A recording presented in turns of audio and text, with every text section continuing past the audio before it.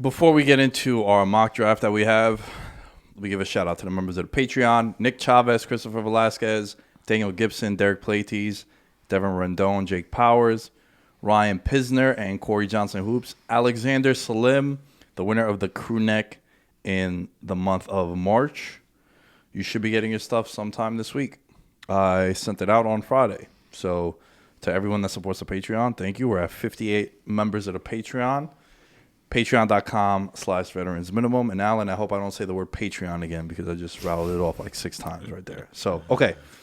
The first pick in the draft. Shocker? No, just kidding. We've known it since December 2019. I think I like seeing the headlines though of like he's already like learning the playbook a little bit. Mm-hmm. And I don't know why people thought it was controversial. Cincinnati did the same thing with Joe Burrow last year. It wasn't a big deal. Like if you know it, you know it. Yeah. So what about these new questions about him not loving football? Have you heard some of those criticisms? I think people just look at quotes and overreact, especially when it comes to like print. That's why you don't see too many people. Like obviously players got obligations, but like print interviews, you're always a little hesitant to do just because your quotes could be misconstrued. And next thing you know, it's like, oh, this player, you don't know what his passion is like. It's like, it's just in a magazine or it was online. Like, no, I think Trevor Lawrence, guy's been I feel like he's been praised for years. Like, I haven't seen a quarterback prospect get this much love since probably Andrew Luck. Yeah, that's exactly who I was going to mention as the last quarterback to get this much.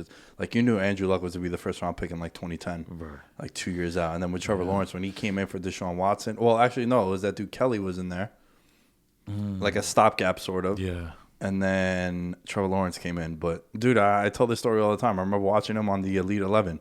And Trent Dilfer had a boner for this kid just throwing fade routes. He's like, where's Trevor? Trevor, throw the post. Oh, Trevor with the post. He's just so animated about him. And then ever since then, like, he goes to Clemson.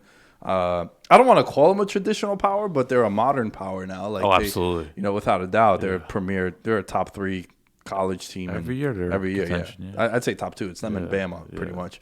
But, yeah, I mean, there's not much to say. I will say one thing, though. They have a lot of draft capital, man. And they have some people on that team that I kind of like. I love the Marvin Jones signing. Marvin Jones is dope. Yeah. I like DJ Chark. Yes. I like the running back, too, James Robinson. Mm-hmm.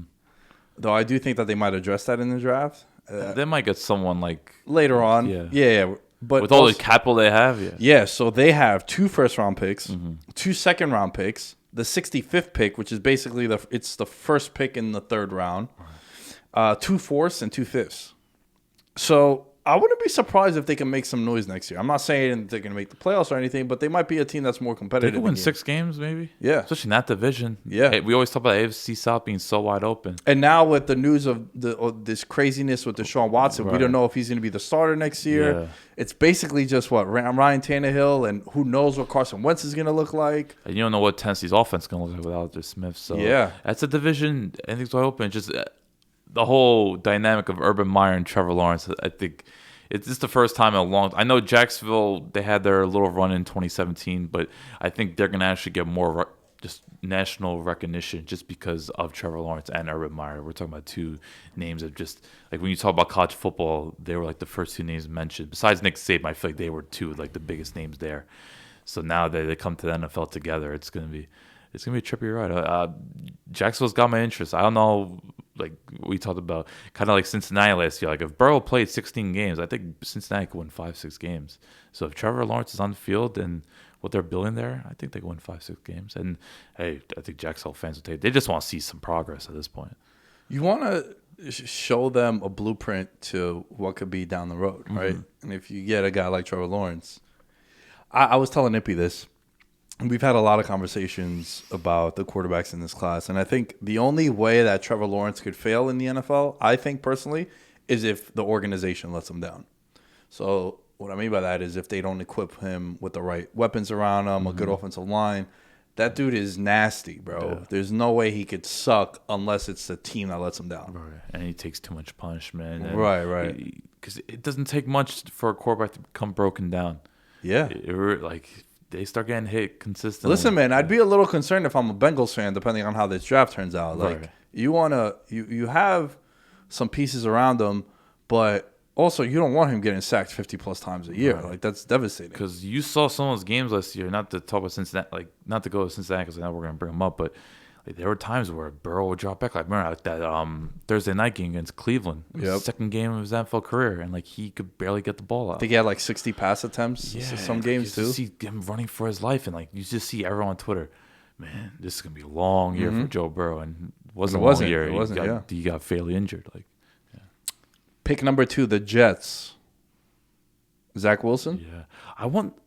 What was the moment that, I'm trying to remember, what was the moment that made everyone think, okay, Zack Wilson's the guy too? Because there was some debate for a bit, but I'm trying to like pinpoint what was the exact time. Was it sometime in March where it's like, okay, he's a consensus number 2 now? Had to be his pro day. Yeah.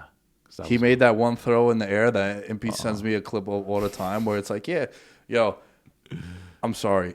I do not get excited for pro days at all. It's whatever.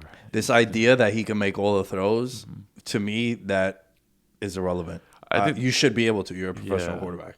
Yeah, I think quarterback pro days are like where there's some pro days like you just see like how quick is the linebacker, or what's the the burst for a D, or like a 3-cone. Like those are kind of cool depending on what it is.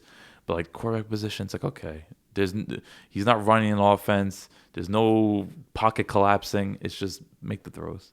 Yeah, you're throwing against air. Yeah, don't pull a Mac Jones, basically. It's just so weird to me, man. Everyone gets like super. I think it's just a nerdy thing. People just like, I don't know.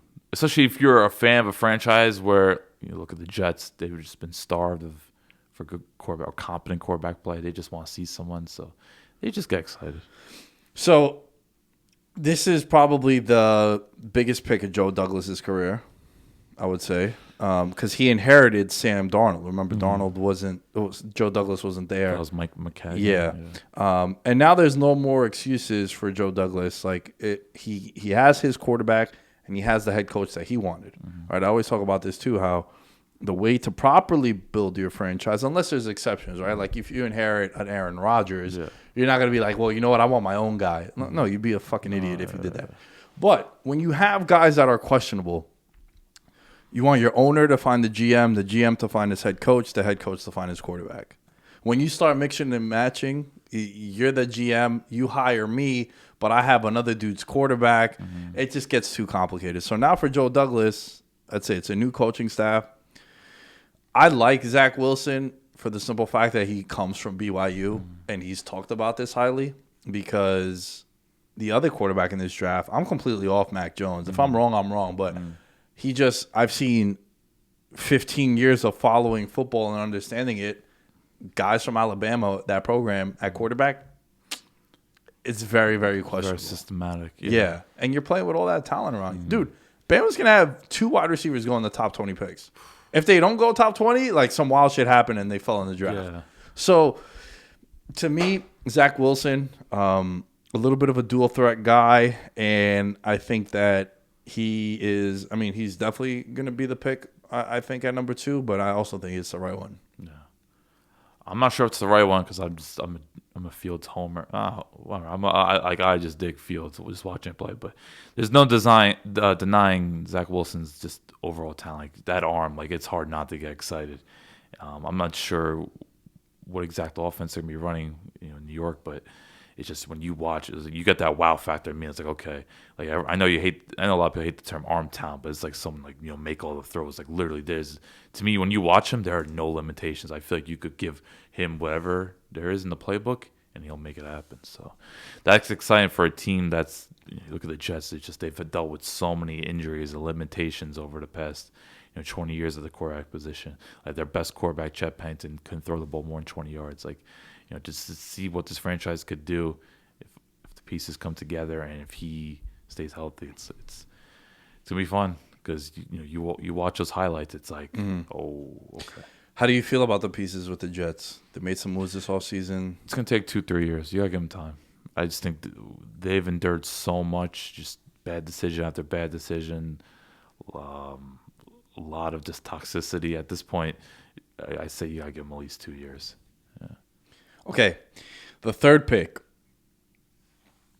What I think happens and what I think will happen is completely different, right? I don't get the Mac Jones thing. I don't get how you can trade up to draft Mac Jones. I don't see it. I think Justin Fields should be the number 3 pick. Same here. And that's what I think should happen. You throw Fields into that mix with – I like the weapons that San Francisco has a lot. Love Debo Samuel. Ayuk was dope. Kittle coming back also. That's going to help again, going back to how we started a lot of the conversation about the tight end position being so polarizing. He's the tight end, him and Kelsey, 1A, 1B.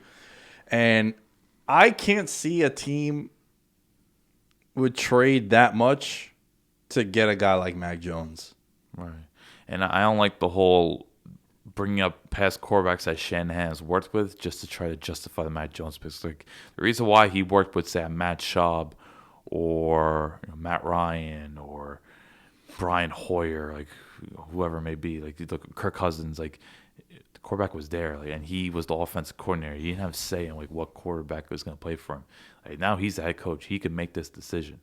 So for them just like bring on Mac Jones because he's somewhat reminiscent of those past quarterbacks, I think it's just silly because Shanahan was the offense coordinator. He had no say in what players should be traded, signed, whatever it may be.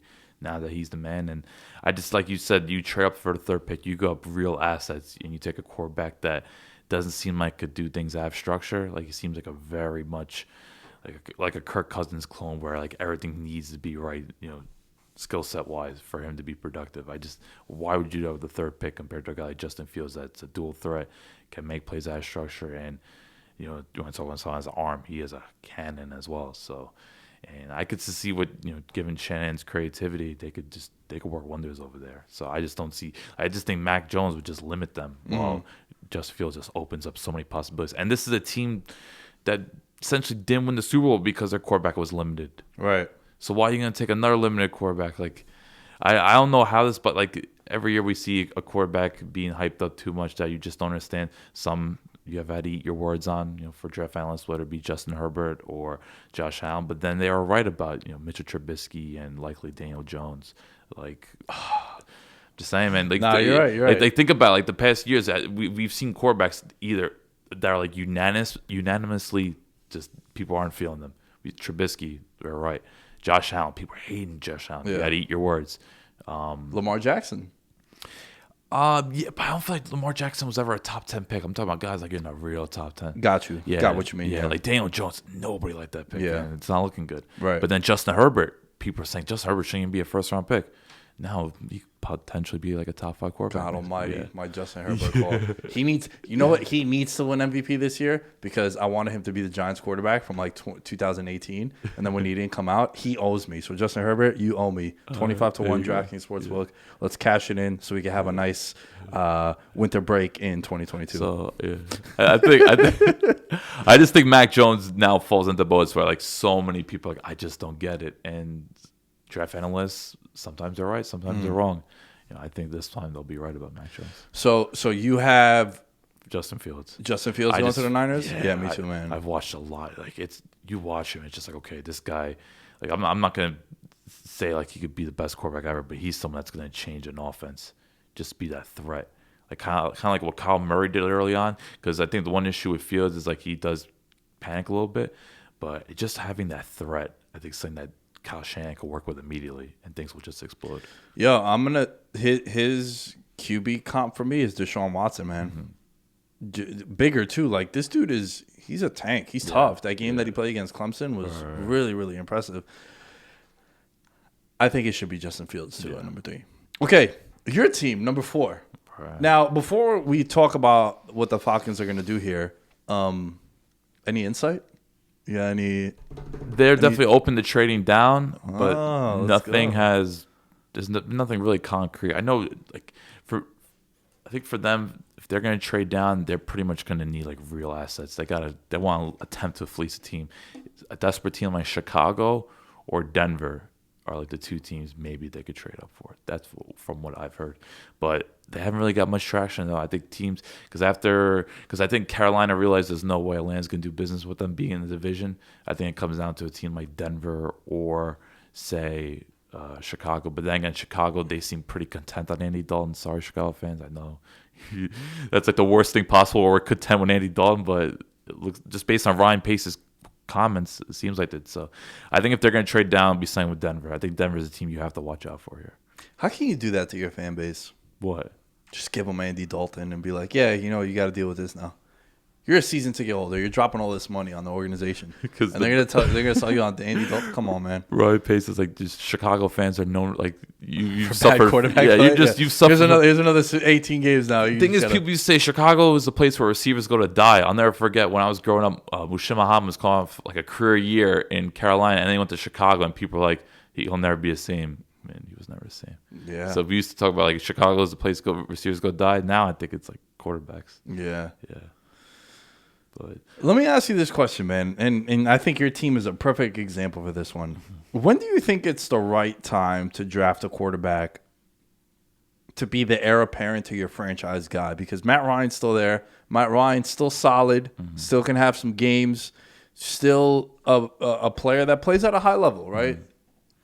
When do you think is the right time to look for that heir apparent? Because he's going to be 37 during next season. Yeah, it depends on like what actual round you want to go for, but like I would say give it like a year, like prepare for it, especially if you have, just the opportunity to do it. That's what's so big. Like the Falcons, previous 2 years, it looked like they were gonna have a top 5 pick, and then they won like 3 games in a row at the end of the year, or they went 6-2 one year. Like this past year, it's like okay, they've actually managed to lose a lot of games, and now they're in this position. So when you're in this pole position, you got to take advantage. You got to capitalize on it. Well, that's why in 2018 I wanted the Giants to take a quarterback. And look, hindsight now is 2020. Yeah. That would have been a nightmare because I really wanted Darnold. I really wanted Josh Rosen, which is a massive L. And honestly, after those guys, it was Josh Allen and Lamar Jackson, who I didn't want either of them, and they ended up being the guys that are going to be franchise quarterbacks for their teams for the foreseeable future. So I think you're right. I think it all depends on where you are in your draft and if the right guy is there for you. Like, I really felt as if the Giants should have taken a quarterback because Eli Manning was shot. Eli Manning was shot from like 2015. It just so happened that 2016, they spent all this money in free agency, and then they make the playoffs, and it's like a Band-Aid over that big wound that was on the Giants. So I agree with you. I think it all depends on if you're finally in a position to take one. Then some teams, they'll take a shot like a 3rd or 4th round. Like, look what Pittsburgh did with Mason Rudolph. The Giants try to do it with Kyle Lauletta. So there's sometimes I'm just saying. So there's sometimes teams will take 3rd round, 4th round pick. Let's just take a quarterback and try to see what happens in the future. I think Carolina did that with Will Greer. I'm mentioning a lot of bad. Hold on. The Giants took, I think it was like 3 straight years. They took the Senior Bowl MVP.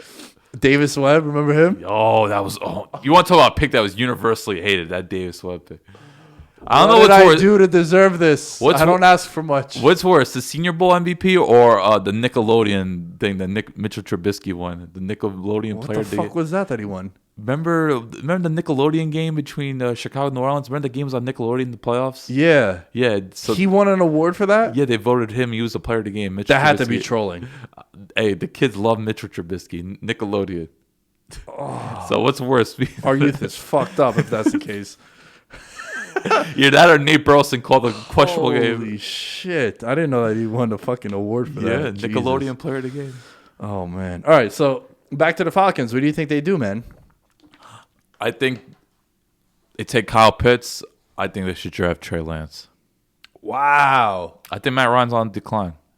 Okay. I don't think it's no secret. Yeah, I mean, he's not on the up. No, but I think he's bigger decline than people realize. I feel like his play has dipped. Yo, remember last year, one of the questions we had in the offseason was, I gave you 5 quarterbacks to pick from that were going to fall off a cliff because we've seen that happen. It was Rivers in 2019.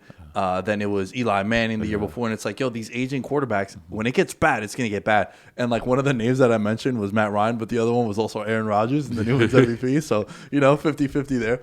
But, dude, Matt Ryan is one of those guys where I think Roethlisberger's another good one this year. Yeah. When it's going to get bad, it's going to be like, yo, pull the fucking plug on this guy now. I think Roethlisberger, the thing with Roethlisberger, you don't know like how injured he is. Like he always thinks his injury is getting to him, but like there were times that second half of the season, like you watched that Monday night game in Cincinnati where their offense looked utterly hopeless, and even the first half against Cleveland, that playoff game, like there's just times where Ben can't throw the ball downfield or accurately. He could throw the ball, just it's nowhere near in the vicinity of his receivers. Look, let's also bail him out a little bit. His wide receivers didn't really have a great last 8 games too. Yeah, led the league in drops. The Steelers did. Right, that's fair. But when it comes to Matt Ryan, like, okay, he's obviously getting a huge upgrade in coaching wise from Dirk Cutter to Arthur Smith. But I just see as he gets older, he gets more and more jittery in the pocket when pressure comes in. He's not the same athlete that he once was. Matt Ryan was always a sneaky athlete, but now he doesn't move as well. And I think he's one of those quarterbacks like the last, I would say, 3 years, he's taken 40 or more sacks, and that catches up to you, especially a team that's consistently down like the Falcons have been in the last 3 years. So I just think the punishment and bad scheming just really all culminate. But then you look at the other side, a team with Julio Jones, Calvin Ridley, and Kyle Pitts, like, whew, and with one of the play callers that everyone was enamored with last year, Arthur Smith, like, all right, maybe Matt Ryan could really bounce back, but I do still think there's limitations, even though maybe he has like a Ryan Tannehill-like resurgence with Arthur Smith. Is Arthur Smith as good as people proclaim him to be, and like he's proven over the past 2 seasons? Well, Arthur Smith also had a hell of a running back that he can hand off to. That's the thing, because like people talk about like the last 2 years, Arthur Smith coached teams are like number 1 in the red zone. I'm like, you do realize who his running back was? Yeah. Hey, but Cordell Patterson's very exciting. Dude, did you get any flashes of when you guys signed Devin Hester? Yeah, but the thing is, like, Patterson's more of a running back now. Like, he really, like, the last 3 years, Patterson has more carries than receptions. So Hester, when he came to Falcons, he had like 45 catches. Like, Matt Ryan made it a priority to get him involved in the offense. So it's a little different, like, in terms of offensive fit. But of course, legendary. Like, Patterson, he is such a threat. It's unbelievable. Dude, Devin Hester, Hall of Famer or no? It shouldn't be a debate. He absolutely is. I agree with you. Yeah.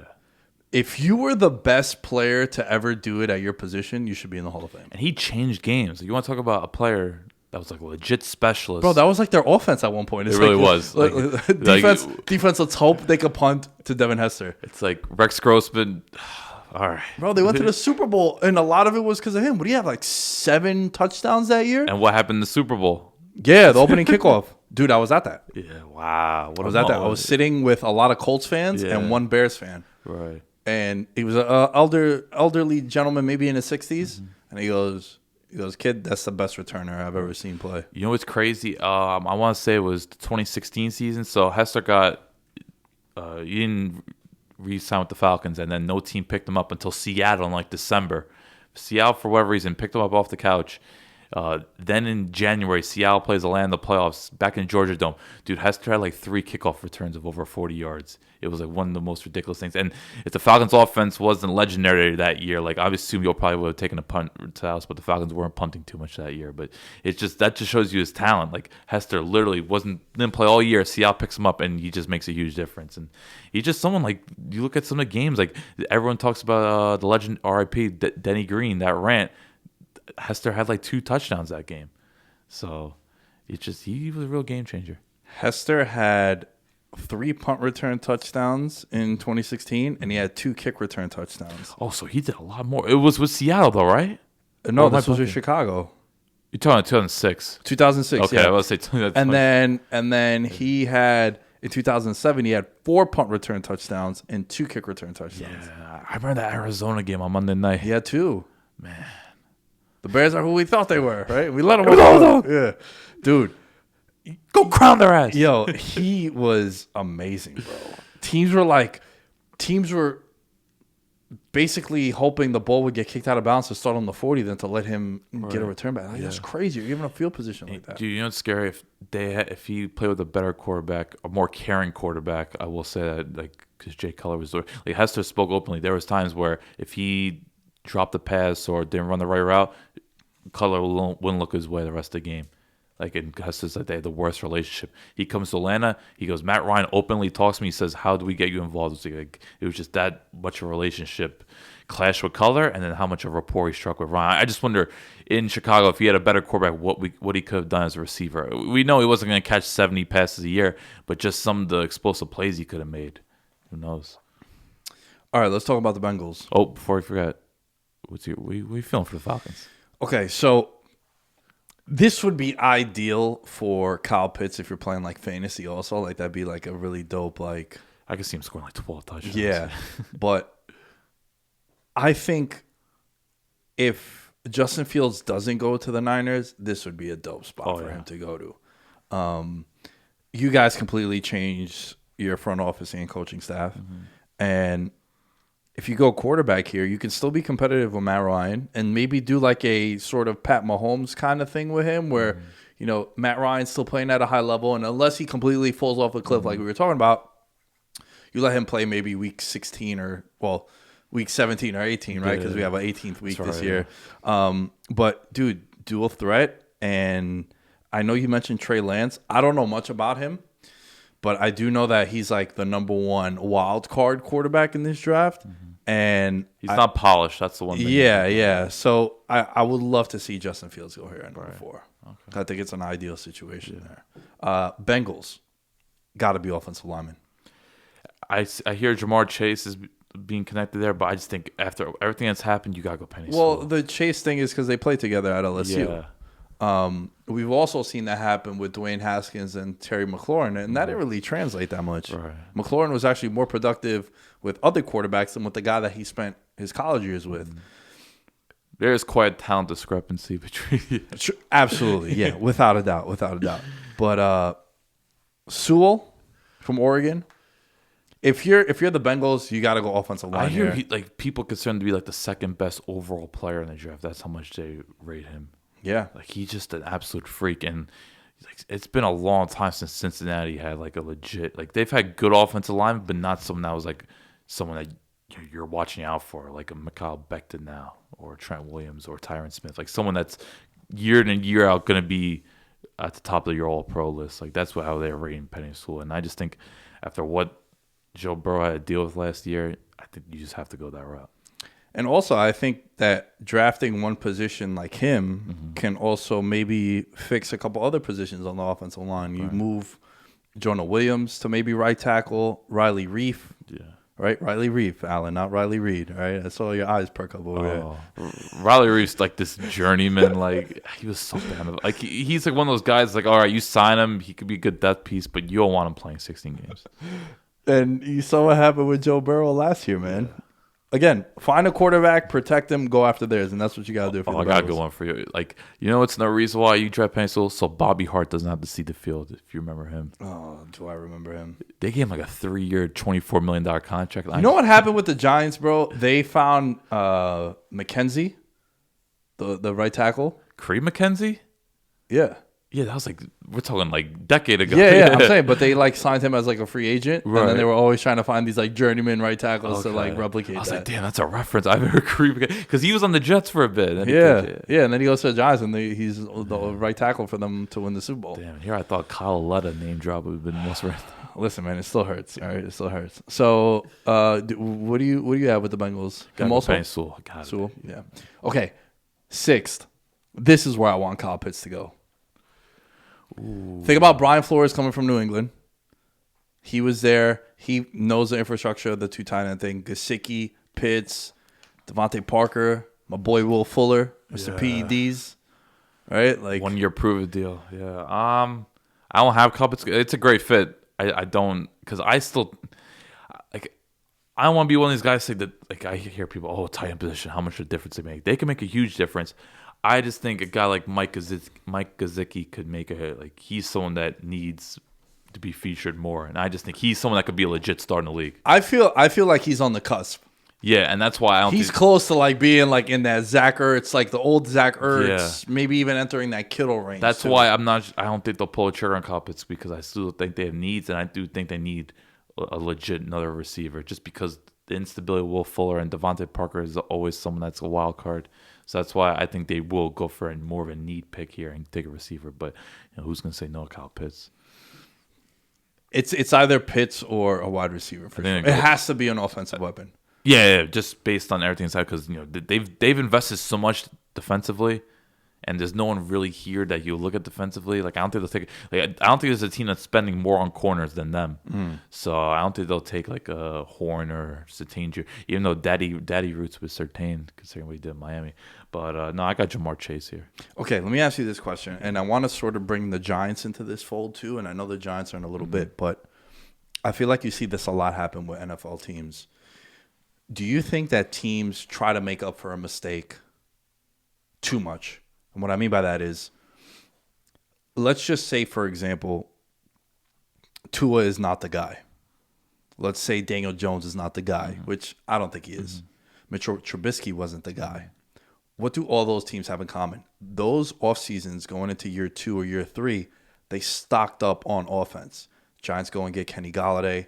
A lot of mock drafts have them drafting a wide receiver at 11. I don't understand that. Do you think that's to make up for the L that they've taken on the quarterback while with plugging him with a bunch of weapons? And it's like, yo, bro, so you know who else did this too? Buffalo. Yes. Buffalo did this, but it worked for them because they got him John Brown, they got him Cole Beasley, they got him Stephon Diggs, and they're knocking on the door of a Super Bowl. He's like a top 5 quarterback, Josh Allen, that is. Do you think teams do this? Because that's what I think, though this is the right thing to do if you're Miami. Is that in your mind at all? I think it's just you have to do it for a young quarterback. I think it's just a matter of we have all this cap space. We got to use them. We got to like help this guy try to succeed. I don't think it's a matter of like hiding it or taking an L or not. We're just trying to do everything possible to get him to succeed because ultimately you need weapons. You need an offensive line. You need to have a good infrastructure around them. So I don't think it's more of like we're trying to make up for pick. It's like, no, he needs this. Like we got to build around him. Like we have a 4-year window here, hopefully. So I think that's the goal. Like make sure we can do everything we can these 3-4 years and then see where it takes us. But could that set you back as a team? Oh, yeah. Because some GMs are stubborn.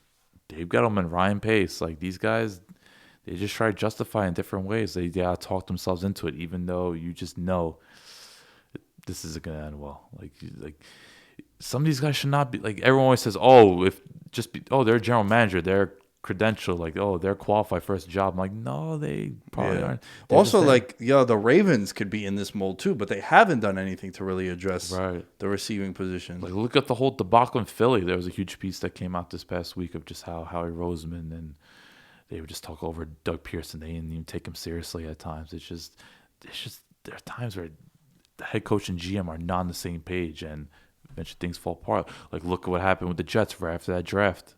McKinnon gets fired, and people are like, why would you fire him after draft? I think that after free agency where you spend that happened with Carolina as well. Yeah. So some teams just don't know what they're doing. Yeah. All right. Yeah, I was just fascinated by that question because I think that's what. But it's weird, right? Like I use it with the Dolphins only because of Tua. Because with you taking a wide receiver or a tight end at number 6, I think that means that you're going all in on Tua. Which, you know what, man? I was thinking about this more.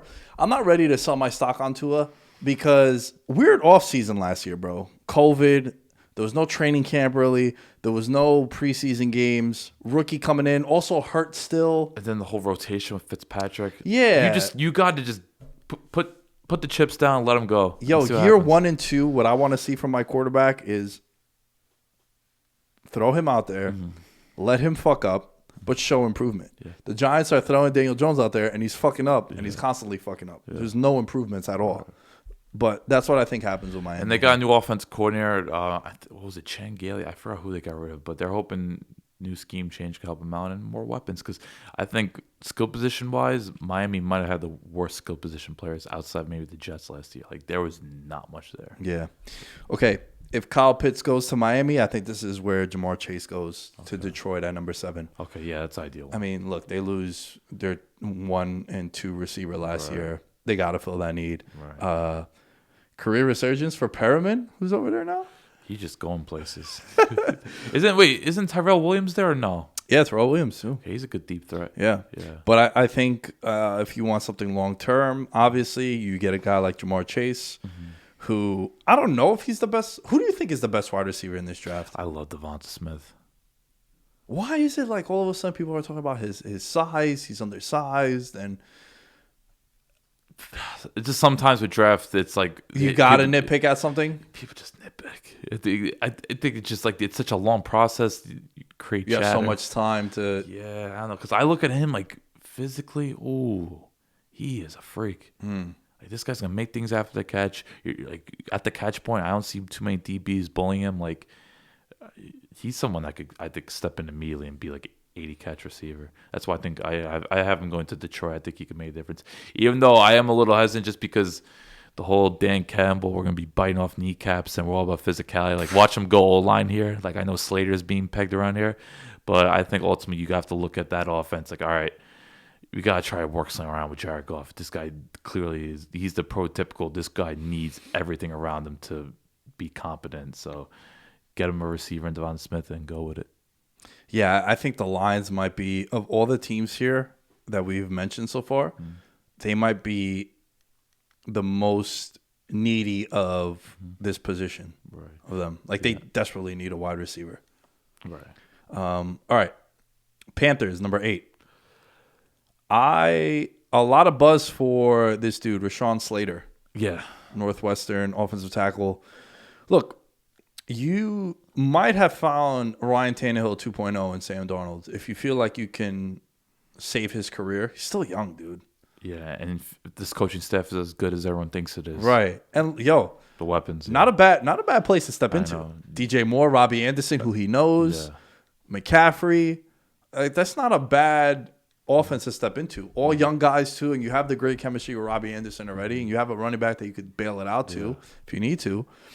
Why not protect him? He's never had talent like this around him. Oh, ever. Not even close. Yeah, and now he's got the coaching, too. It's just, I'm excited about Sam Darnold. I think people are writing him off way too early. Is Joe Brady still there? Yeah. He is, right? Yeah, he can get high. Dude, you saw what he did with, even last year, like, they may do it Bridgewater. Just Bridgewater does not push the ball downfield, and Darnold's someone that will take chances. So, I don't think he's gonna fall. But if things align, like Kyle Pitts might be here, and imagine if Kyle Pitts goes there. Yeah, like if Atlanta says we really need a quarterback, let's take it. Then because I don't see Miami taking Pitts. Definitely don't see the Lions. Oh, you don't see Miami taking Pitts? I don't see Miami taking Pitts, and I don't see Detroit because I think Hawkinson, he's a top 10 pick. Right, not too long ago too. Like Cincy, I don't know. I think Cincy's got their sights on. Like I could, if Atlanta doesn't take Pitts, and if the team doesn't trade up to take Pitts, I think he could fall to Carolina, and wow, what a coup that would be. That would be. Yeah. That would be tremendous. Yeah, now that I think about it, yeah. So I have it falling there. I think it's kind of unlikely just because I do think Atlanta will take Kyle Pitts, but in my world, I say Atlanta goes Trey Lance and Pitts falls to Carolina, and then they make it happen. You mentioned Trey Lance before. I feel like Denver could be possible. You think he falls to 9? Yeah. Okay. Unless someone trades up or unless Atlanta takes him. Yeah. But if he could fall to 9, look, I like some of the pieces that they have in Denver. I like KJ Hamler. I like Jerry Jeudy. Love Cortland Sutton. I think this would be a nice place for him to go where he could step into a situation where he has some weapons around him. And I don't want to say that Denver develops quarterbacks well because this idea of, John Elway is still living off the fact that he won a Super Bowl with Peyton Manning. Yeah. So this notion of him being a quarterback whisperer, like he's whiffed on all quarterbacks outside. Remember Paxton Lynch? Yeah. Brock Osweiler. Like these guys were not good quarterbacks. He just so happened to get his hands on the second best quarterback of all time, arguably. And it's crazy. Elway's been bailed out a couple of times because he was going to give Osweiler a contract that Houston gave him, but Houston offered, I think, $4 million more, so Osweiler went to Houston. Dallas was big on Paxton Lynch, and they would have taken him over Dak if it wasn't for Denver. So, like, John Elway, he's always been kind of in the forefront of quarterback decision, like polarizing quarterback decisions. So this could be another one. You know, I had multiple people tell me that when the Giants took Daniel Jones 6th, Denver really wanted him at 10. That's why Denver traded out of the pick. Right, Pittsburgh. Yep. And then they took Devin Bush.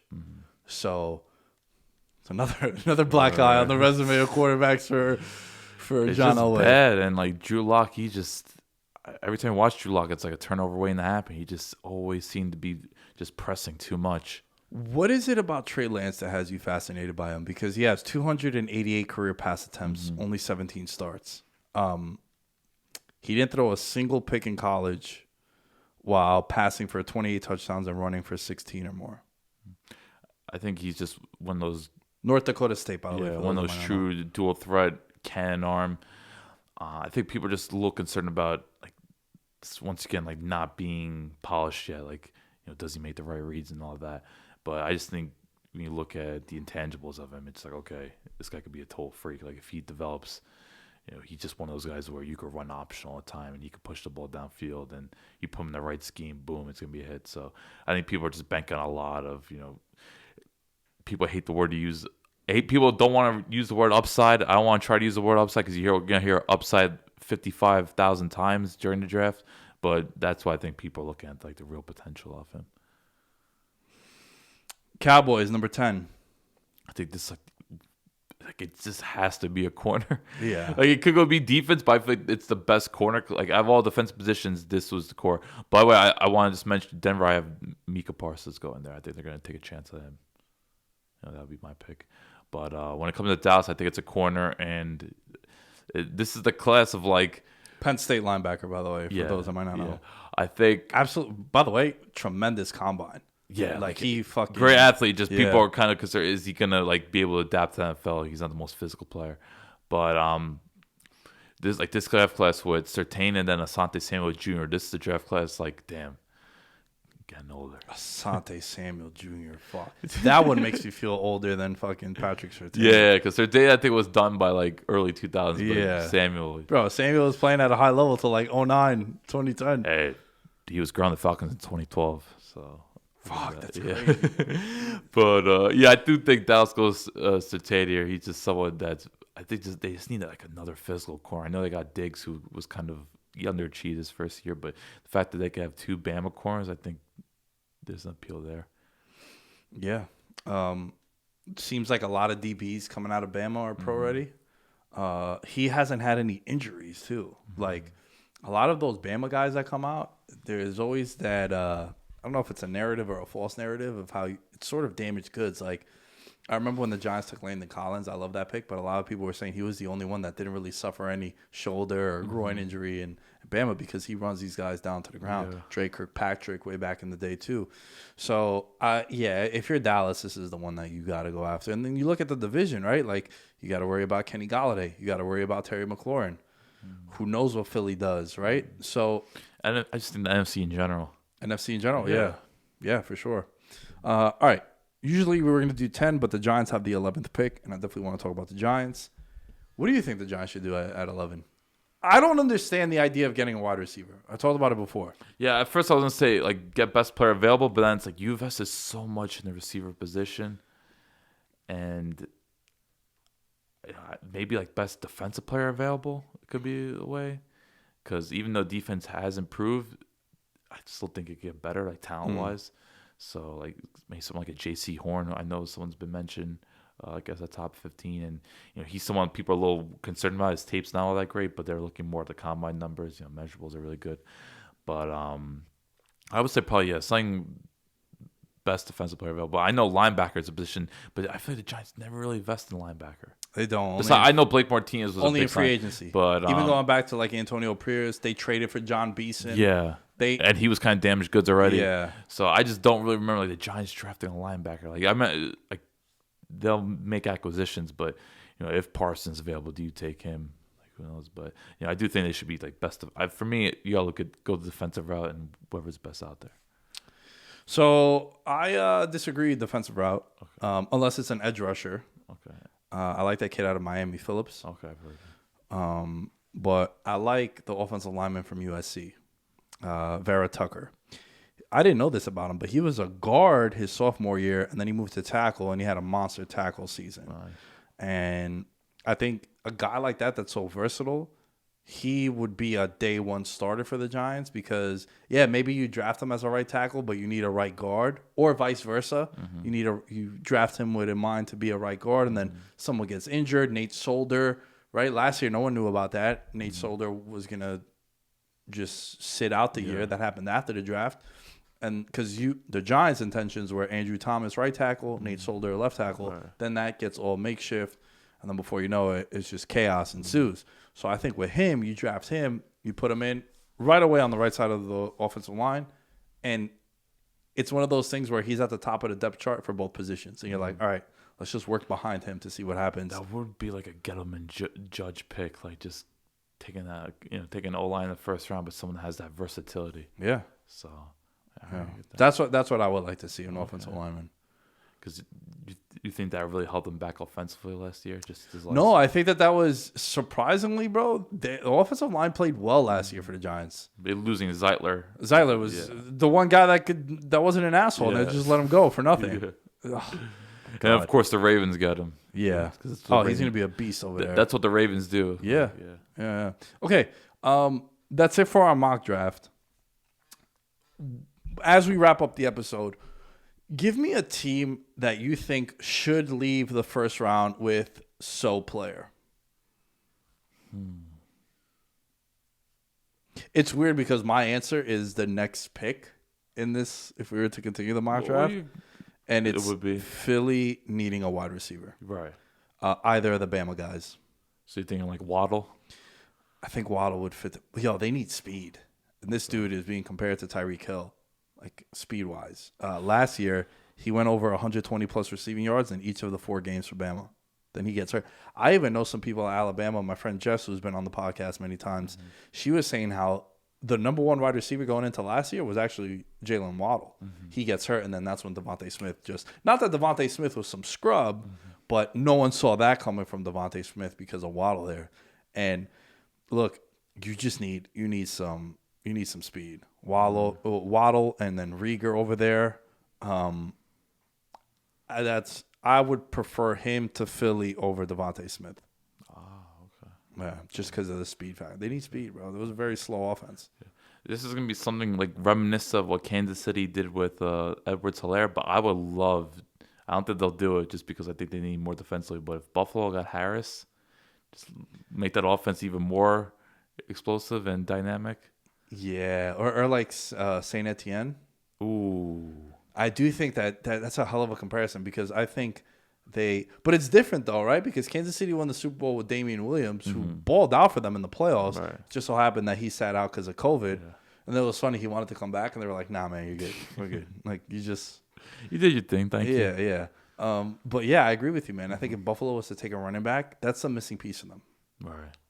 On the offensive side of the ball. Yeah, it's just one of those moments where it's like, okay, we could even add more to this and make just create more mismatches, but then also, I think become even more efficient in the red zone. Even though they weren't that bad in the red zone, I think they're a little too dependent on Josh Allen as a runner, where it's like, okay, you kind of want to keep him. You want to utilize it because Josh Allen's such an asset, but you do want to have more consistency in the red zone. I think Harris could bring that. I would like to see. I want the Giants to take this kid at 11, if not offensive lineman, but Russo from Miami, not Vince Russo. Okay. Bro. Gregory Russo. Dude, 16 sacks as a redshirt freshman. I feel like this is the first time Miami's had a lot of prospects in a long time. You know what's weird about Miami? Yeah. They always have these weird gems that blossom in the NFL, but they just can't seem to get the program to come back to. That's what happens when you get hit with sanctions, bro. Sanctions, and you get penalized and you lose scholarships. It's hard to recover from that. Dude, SMU in the 80s was a national power. Wow. And then they just got hit with all those sanctions when they had Eric Dickerson and shit. And then there's a great, I think it's called Pony Express, tremendous 30 for 30. It's just hard to recover from that. It loses the appeal too because these kids want to play national championship. Yeah, you want to play national championship games, bowl games and whatnot. You're just going to go there for nothing. So, but this kid is, he opted out over COVID last year. So that's why I think some people are a little worried, but I think it is a great pick for if you're like the Jets, need an edge rusher, the other New York team, that'd be dope. I'm curious, how front offices are going to evaluate prospects that they know or highly regard but don't have as much tape as other players because they sat out. That's something to keep your eye on. player only played once or twice last season, like how much is it going to affect the stock? Yeah. That's a good question. Yeah. Or if they have tape that's prior outdated. to, yeah. Like, this kid played in 2019. Yeah. So, I think it's just a matter of like what's the front office's philosophy. Like, it's I think it's more of a case team by team rather than just a whole overview. Yeah.